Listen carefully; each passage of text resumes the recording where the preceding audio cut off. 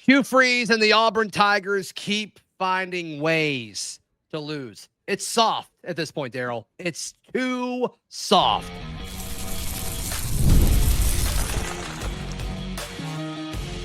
You are Locked On Auburn, your daily podcast on the Auburn Tigers. Part of the Locked On Podcast Network, your team every day.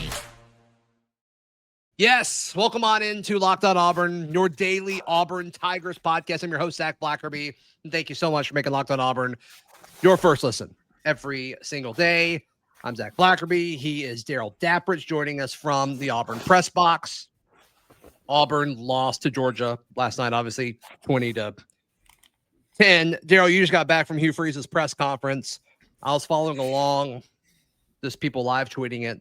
A lot of talk of we keep finding ways to lose. We can't find ways to win. And Daryl, I'm just looking at it saying, like, it's year 3. If you can't find ways to win, why are you still here? It's really a situation where Auburn could easily be, 5-1 right now. Should at least be 4-2. And I'm really at the point now where I'm tired of hearing the same things. The excuses, the things that just seem to be same verse, different chapter, whatever you want to call it. I mean, he did say that they keep finding ways to lose. They don't know how to win a close football game, that they go out in the second half and miss assignments and do things they didn't do in the first half, and that's why they can't close games. And at the end of the day, then do one of two things: find somebody that motivates you to do it right, or put somebody else on the field that doesn't keep missing assignments and does know how to close. So many different positions. Yeah, I mean, I get the frustration, and look, I get we can say stuff that he can't, and like I love the passion, and he was upset about the officiating and all that, but at some point you can blame that. But you had 40 total yards in the second half. Like, what are we doing? What are we doing at this point? You had this great game plan to start things off. You should have been up 17-0. Yes, I agree. You should have been up 17-0. And I said this when we went live.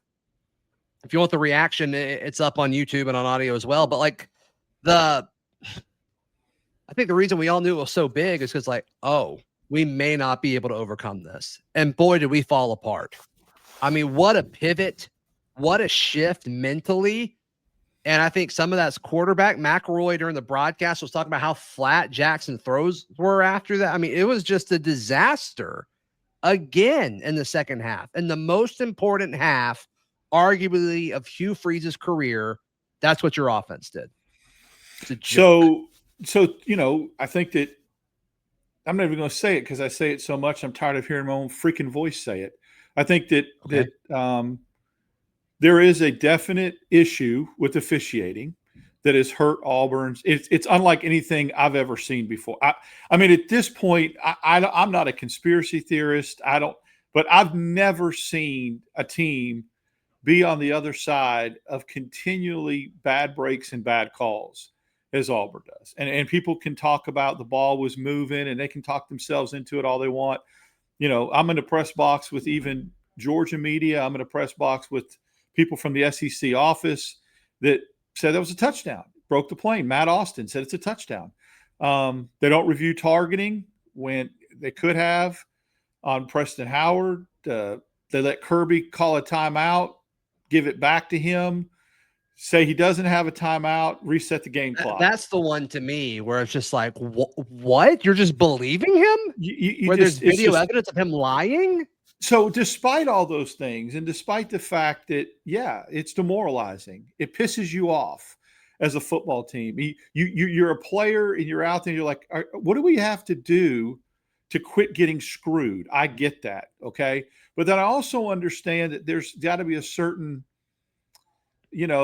responsibility to say, I'm going to be mentally tough and not weak and not soft. And it's going to piss me off instead of it demoralizing me. And that's where I feel like Auburn's failed. The complexion of that game completely changed after that. They should have been up 17-0. They let something like that affect them and how they played in the second half. Even when, Zach, they came out and stopped Georgia on 4th down to start the second half and had the ball in great field position and had an opportunity to go ahead. But, okay, you're 2nd and 2 from the 6, and you don't score a touchdown. At the time I tweeted out, that seems big there. You got to kick a field goal instead. You can't convert a 3-yard pass. I mean, for the love of God, you if you're Jackson Arnold, you can't miss a wide open Preston Howard on a 3-yard drag that he would have ran for 10 yards. And, those kind of things continually happen. And the Eric Singleton pass was just like, okay, what are we doing? We were on the side. He slowed down too. I mean, so again, missed assignments. I know that people don't see that on TV. We saw it. He slowed down. Okay. But you still have to make that throw, underthrow it a little bit, right? You still have to hit that throw, even if he does slow down a step. All the things that happened to Auburn, it's like unbelievable that they cannot find a way to overcome any adversity. At some point, you got to man up and have to find a way to overcome adversity, or you get deemed mentally weak. And all the people that are in an outrage are like, no, I don't blame them. They're tired of getting screwed. How demoralizing is it? How hard is it to play when you feel like the refs are cheating you? Okay. I get that. And it is weird. And it is awfully strange that in 2 games, but so bizarre. Yeah. You come out in the second half and do that. That whatever happened at the end of the first half is as stupid as it was and as outrageous as it was. That shouldn't have dictated the second half the way it did. What dictated the second half is that Kirby Smart made adjustments and Hugh Freeze did not. Period. Gunnar Stockton made plays and Jackson Arnold did not. Georgia found a way to run the ball. Auburn did not. And I mean, we can talk about the officiating. I get it. It cost Auburn 7 points. Okay, but let's go back to that, Zach. Let's go back and let's just add those 7 points onto the board. What's your final score then? You still lose the freaking football game. Right. You let Georgia go 90. You let Georgia go from their own 1-yard line in 1:14 and get points before halftime when you had them pinned at the 1 and your defense was playing so well. And I'm not blaming the defense. The defense did everything. Yeah, no, they did their job needed to for do sure to win the game. I mean, when we talk about Georgia, we're in agreement, Daryl, but I would argue that it just took out with what was an electric environment at Jordan-Hare Stadium. It sucked all the air out. It absolutely did. It absolutely did. I felt it. I felt it in the stadium. I felt it in the press box. And again, we go back to the defense and all that kind of stuff. I mean, Auburn held Georgia. Remember that stat we had on the show at the end of last week? They held Georgia 14 points below their average. Auburn's defense. Wow, that's did it crazy. Again. That's crazy. Yep. Yeah, there's just no mental fortitude with this team on offense. I think defense, once again, was fine. I think it was fine. They did everything they needed to do. Yep. What else did Hugh Freeze say? Let's get Daryl's thoughts on that. My understanding is Daryl asked a question as well. What was it? What did they say? That's next, right here on Locked On Auburn. Today's show brought to you by our friends at Mazda. Mazda is moving the game forward. For those who believe it's not just about playing the game, it's about redefining it. There are moments to do more than put points on the board. They move crowds, move culture, and keep the game moving forward. As far as highlighting a player, I'm going to go with Xavier Atkins. He was great. He's been great all season. He had several key defensive plays there that helped Auburn's defense do what it needed to do. When you follow what moves you, the unexpected is only the beginning. And just like there's more to every highlight, there's more to a Mazda vehicle. Mazda, move and be moved. Today's show also brought to you by our friends at FanDuel. FanDuel is America's #1 sports book. Right now, you can bet $5. If your first $5 bet hits, you get $300 to use in bonus bets throughout the app. So, got to love that. Yeah, we mentioned Auburn, a 3.5-point dog going into this one. Auburn. Terrell, I'm bringing you back. What do you want to guess the line is from Missouri? I'm assuming you haven't seen it yet. What do you think it is? 4. Auburn's favored by 1.5. And they'll end up – and how accurate – the line's been so accurate. Yeah, FanDuel's been all over Auburn for sure. But yeah, go to FanDuel.com today. Thank you so much for making Locked On Auburn your first listen every single day, even after that atrocious game. As far as how it was officiated, as far as how it was played, I predicted it would be ugly. I hate how ugly it was. All right, so we talked about the main thing that Hugh Freeze said, which is the most important one, and I think pretty clear on the future of what needs to happen. If you're up there saying like I can't get this team to find ways to win, well, that's literally your job. You can't do that. That seems important. But what else was discussed that you thought was noteworthy that we need to talk about today? He was asked a question about accountability, and he didn't particularly care for that. It's the first time I've seen him have a visceral, kind of angry response. He was very short and curt with his response about that, and said, "What I'm going to do is I'm going to show up to work Monday and find a way to win a football game." And then he said, "Next," and it just so happened that the luck of the draw, I got the next question after that. But I don't care. I was a little bit. So here's what I want to do to set the stage with this. I want to give the listeners and the viewers a little bit of an insight, peel back the curtain. I have covered 10, 11 of these games over the last couple of years where I've been in the room after games. Did not cover any of the Harsin games, so I didn't get a vibe for that. This is as angry as I've seen fans when I was down on the field, and fans just screaming out stuff, angry, directing it at me and other media, tell him, just angry, just pitchfork mob mentality. Yeah. I'm also going to say this: in the media room before Coach Freeze arrived, I've never heard as many media members disgusted and angry with this team, this coach, this play calling. I'm just and the way they played in the second half and the lack of fortitude they showed. I mean, there was a definite vibe that I have not felt in all the games I've covered. So when I got to my question, I heard him specifically say, "We find ways to lose games. We don't do things in the second half like we did in the first half. We miss assignments. We don't make plays. We miss on pass plays." So I asked the question, okay, you've just admitted all those things. When are you going to change personnel then and put people on the field that do make those plays and do not miss assignment? Why do you keep running the same people out there? I asked the question. And I said, when do you feel like it's time to make personnel changes?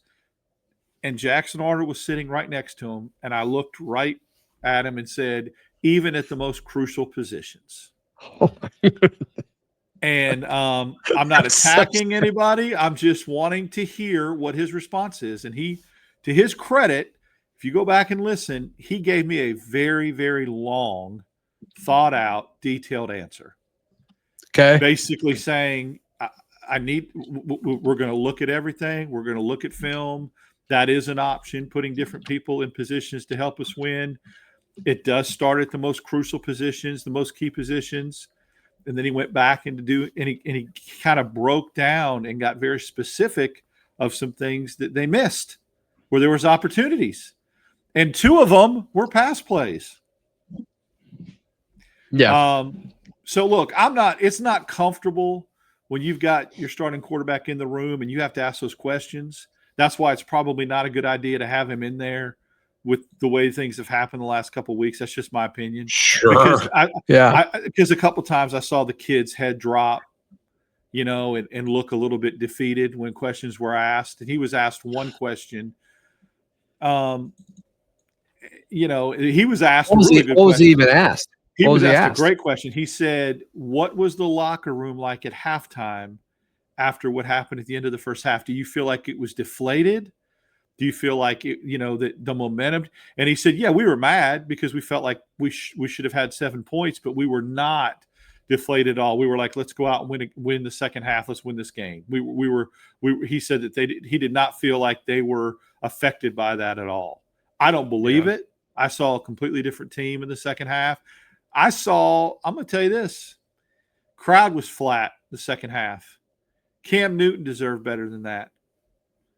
This defense there's no belief. Like with any sort of obstacle with this program right now, there's no belief from anybody. Zach, like, I'm going to tell you this.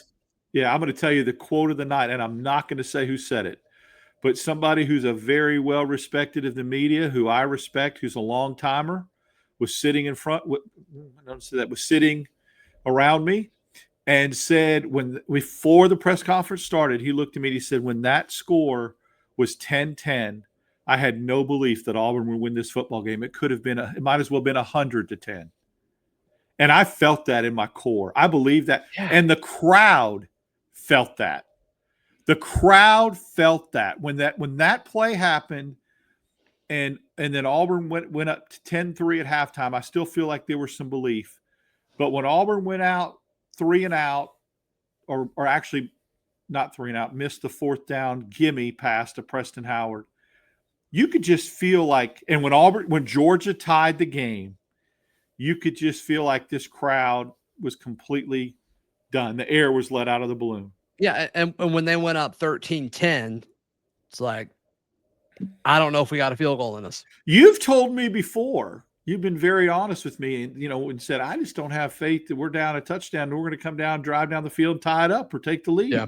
And that's a really sucky, horrible place to be as a fan, not us, but as a fan in the stands watching that. That's a really demoralizing feeling to be sitting there, pay all that money, and be in a 6-point game. No, it's so messed up, Daryl. I mean, we did game time reads throughout this. Like the lowest ticket price, throughout the week to get in there was $400. And that's not counting, parking. I mean, we all saw the speech from Freeze, earlier in the year, kind of put in perspective, but like it costs a lot of money to go to that game last night. And like, you probably like stopped and got food. If you tailgated, you had to buy all the stuff for it. Like a lot goes into it. And Auburn fans deserve so much more than what they're getting. And people want to pin it all on one person. They want to say, oh, it's quarterback play or the O-line stinks or, whatever. It's the head. Like this is on the head coach because it's been this way since he got here.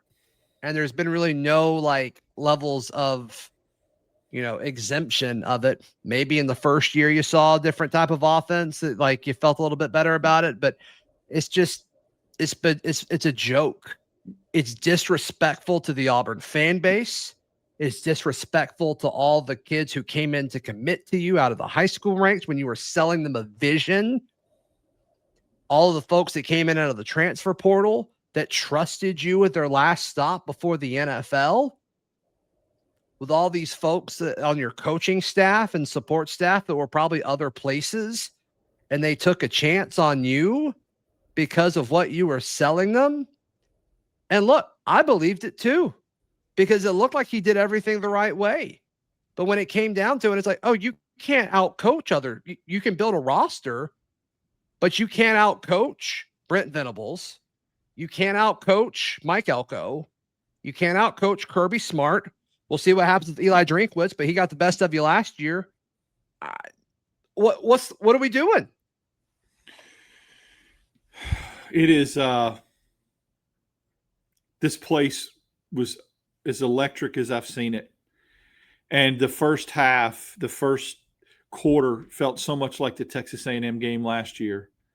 And I was like, they figured it out. And I really thought it was going to be similar to 2000. I thought Auburn's going to go up 17-0 and they're going to win this game comfortably. And it comes back to this. They have the personnel. They have the NIL. They have the fan support. They have everything they need. Tell me, other than the Texas A&M game last year, one game Hugh Freeze has won in 3 years that he shouldn't have won. He hasn't won a game he wasn't supposed to win other than that A&M game. And on top of that, he's lost a few that he should have won, the New Mexico State game and Arkansas last year. And, it's getting to the point where I get the frustration with the fan base. I get, and you know what makes it really, really sad, and really what sucks about it even more is the piling on. Yeah, the piling on of, even when you have a glimmer of hope, it seemed to be ripped from you with absolutely inept and horrible officiating. So when you do get something going and you do feel good about the way the direction is going, even that smacks you down. And I mean, again, you go up 17-0. I think the complexion of this game changes. I'm not saying that Georgia couldn't have come back. They most certainly could have. Yeah. But there's just a lot of different things that, even when you do feel like you're doing things right, you do have it in the right direction, outside forces even smack you down. It's haunted, all right, this place. And I'm just wondering if it's the last 4 or 5 years, if there's an, Indian burial ground or something that happened that's just it's flipped the script. I feel for this fan base unlike any other fan base I've felt for in a long time. And it's been, they don't deserve it. They're so loyal. They're so passionate. But I think you're about to see them say, I'm going to hold on to my money until there's something different. That's what I'm expecting to change. So we'll see. We'll see. Daryl, how can people check out everything you've got going on? Follow me on X. It's been lively. DAP6410. We'll do the show tonight with Kyle, the Barncast. It'll be cathartic. Yeah. Come join us. If anything else, we're all in it together. Come join us, lay on the couch, and let us pick your brain. Please like the video. Please subscribe. We'll see you next time. This has been Locked On Auburn.